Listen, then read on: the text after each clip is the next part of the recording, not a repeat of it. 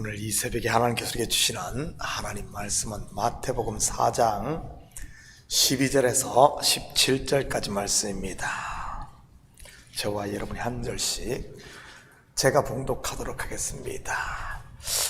예수께서 요한이 잡혔음을 들으시고 갈릴리로 물러가셨다가 나사렛을 떠나 스불론과 납달리 지경 해변에 있는 가브나움에 가서 사시니 이는 선지자 이사야를 통하여 하신 말씀을 이루려 하심이라.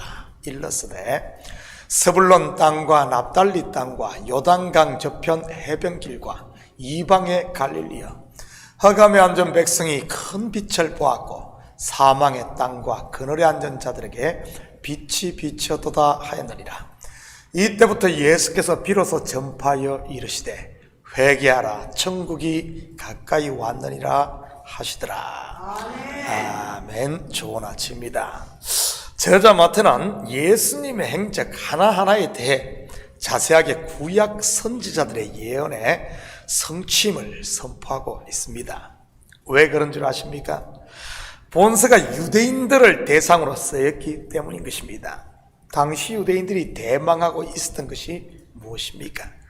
바로 메시아의 오심, 곧 하나님의 나라였던 것입니다. 이런 메시아 대망 사상은 시대가 힘들고 어려울수록 더 빛을 발했던 것이고요. 그래서 예수님이 오시기 전에도 여러 명의 소위 스스로 메시아라고 하는 사람들이 나타났던 것입니다. 물론 그들은 반짝 그러다가만 가짜였던 것이고요. 세례 요한이 요단강에서 세례를 베풀자 왜 그렇게 많은 사람들이 몰려간 줄 아십니까? 바로 혹시 그가 자기들이 기다리던 메시아가 아닐까 해서인 것입니다. 그런 그들을 향해 세례 요한은 자기는 메시아가 아님을 분명하게 했던 것이고요. 그런다고 사람들이 세례 요한의 말을 곧이곧대로 들었을까요? 아닙니다. 그는 아니라고 하는데 사람들은 그러면 그럴수록 더 그가 메시아라는 이런 기대를 가졌던 것입니다. 사람들에게 하라고 하면 하지 않고 하지 말라고 하면 오히려 더 하려고 하는 이런 청개구리 이 심보들이 사람들 속에 있지 않습니까? 그래서 저자 마태는 예수님이 메시아, 즉 그리스도임을 증거하기 위해 자세하게 구약에 이런 예언들을 인용하고 있었던 것이지. 12절 13절입니다. 예수께서 요한이 잡혔음을 들으시고 갈릴리로 물러가셨다가 나사렛을 떠나 스불론과 납달리 지경 해변에 있는 가브나움에 가서 사시니, 잘못 생각하면 요한이 투옥되자 그것을 피해 갈릴리로 가신 것으로 생각할 수 있는데 사실은 그 반대입니다. 요한이 잡히자 본격적으로 예수님의 사역이 시작되었음을 의미하는 것이니까요. 바로 갈릴리로 물러가신 이유는 도피가 아닌 본격적인 사역 때문이었던 것입니다. 나사렛을 떠나, 성경을 보면 모든 시작이 이 떠남으로부터 출발하는 것을 보게 됩니다. 인류 역사의 시작 또한 떠남으로부터 아닙니까? 바로 아담과 하와가 에덴 동산을 떠나는 그 말입니다. 믿음의 조상 아브라함 또한 본토 친척 아비 집이었던 갈대아 우르를 떠남으로부터 출발한 것이고요.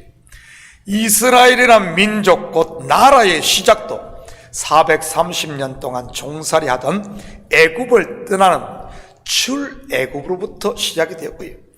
이처럼 믿음의 세계는 떠남으로부터 출발하는 것입니다.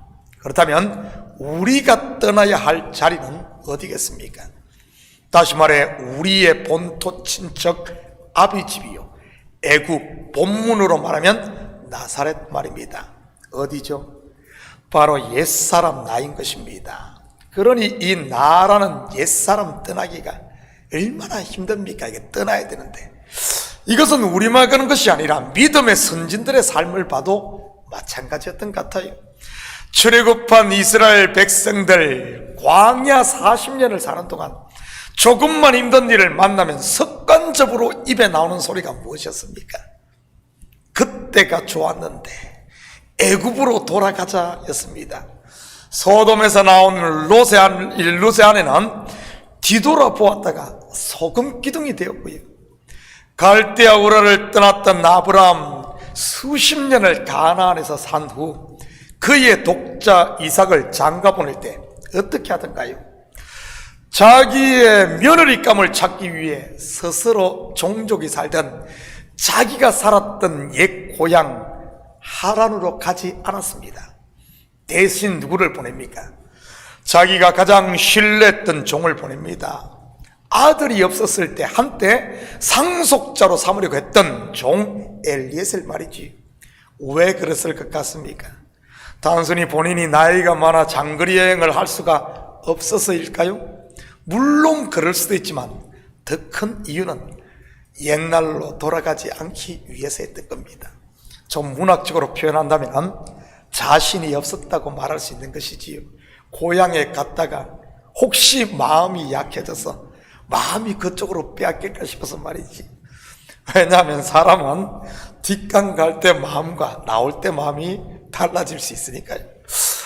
사도 바울이 갈라디아 교회 성도들에게 질책한 것이 무엇입니까?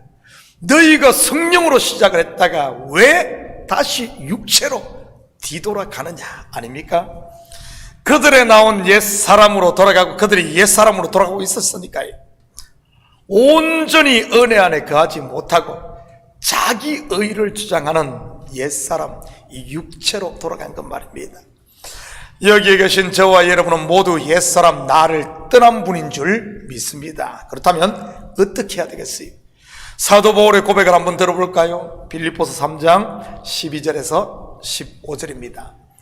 내가 이미 얻었다 함도 아니요 온전히 이루었다 함도 아니라 오직 내가 그리스도 예수께 잡힌 바 된 그것을 잡으려고 달려가노라. 형제들아, 나는 아직 내가 잡은 줄로 여기지 아니하고 오직 한 일, 즉 뒤에 있는 것은 잊어버리고 앞에 있는 것을 잡으려고 표대를 향하여 그리스도 예수 안에서 하나님이 위에서 부르신 부름의 상을 위하여 달려가노라. 그러므로 누구든지 우리 온전히 이룬 자들은 이렇게 생각할지니 만일 어떤 일에 너희가 달리 생각하면 하나님 이것도 너희에게 나타내시리라. 저는 우리 식구들이 뒤돌아보거나 옛날로 돌아가지 마시고 앞에 있는 표대 그리스도께로 달려갈 수 있기를 축복합니다. 그리고 스불론 납달리는 여호수아가 가나안을 정복한 후 분배한 땅의 지명입니다. 당시에는 그냥 예수님 당시에는 그냥 갈릴리로 불렸고요. 가브나움은 갈릴리오스 북쪽에 위치한 도시로 갈릴리 지방의 중심 도시였습니다. 그렇다면 마태는 왜 당시 거의 사용하지 않는 지명인 스불론과 납달리라고 부른 것이겠습니까? 그것은 바로 선지자의 예언과 연결시키기 위해서인 겁니다. 14절에서 16절입니다.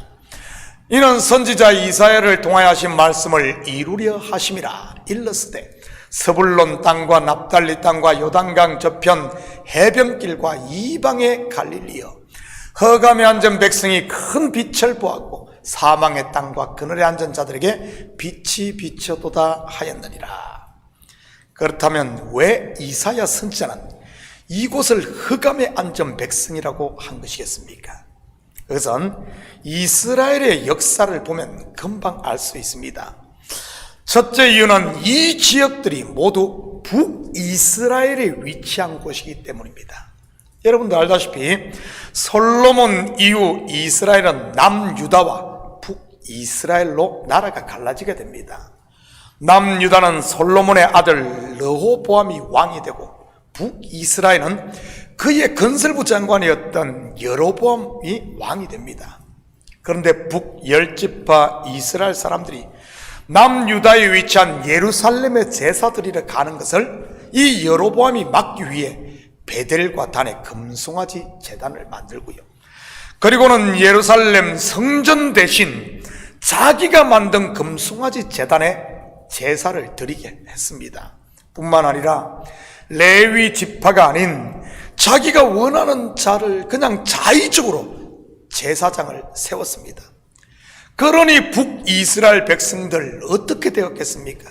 요즘 말로 하면 미혹되어 이단에 빠져버린 겁니다.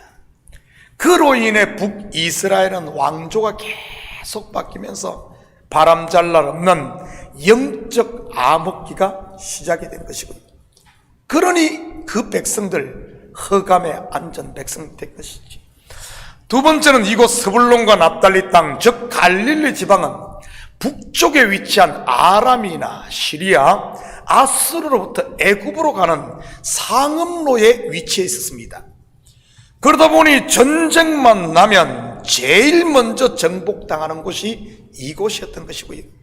한마디로 역사 내내 바람잘 날 없던 외세의 침입이 끊임없었던 곳이 바로 이 갈릴리 지방이었던 것이고요.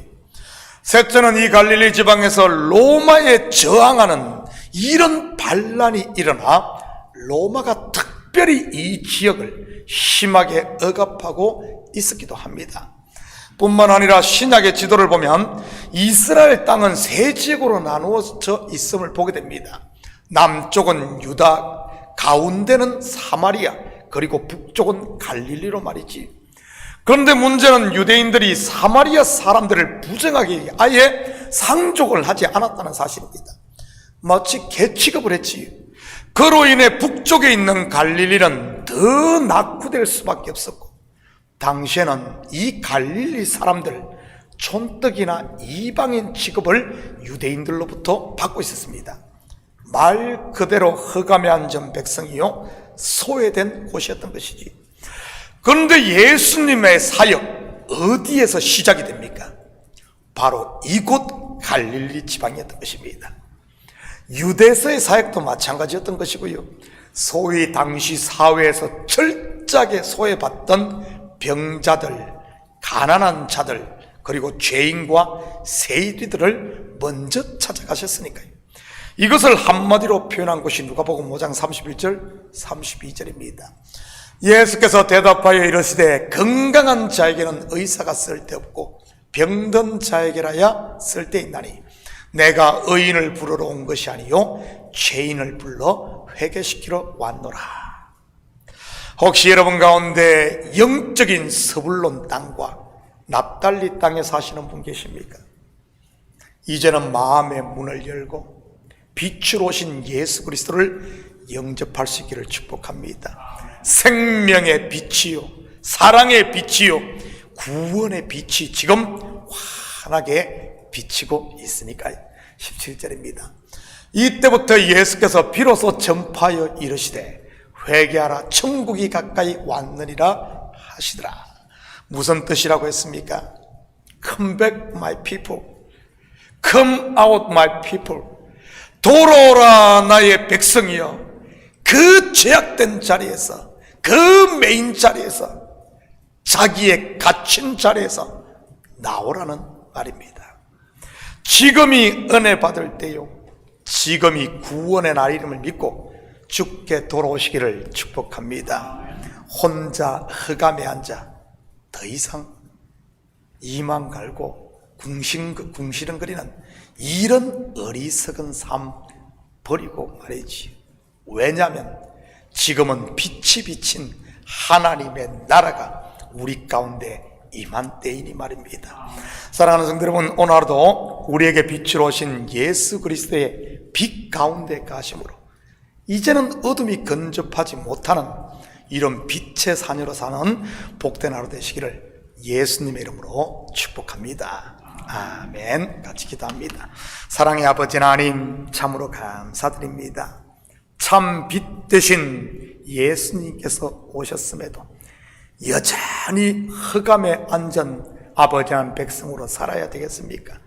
이제는 그 흑암의 자리를 털고 일어나 주께 나와 아버지 하나님 주님께서 주시는 하늘의 평강을 누리고 아버지 하나님 하나님의 자녀로 당당하게 사는 우리 성도들 될 수 있도록 우리 주님 도와주시옵소서. 감사드리며 예수님의 이름으로 기도드립니다. 아멘.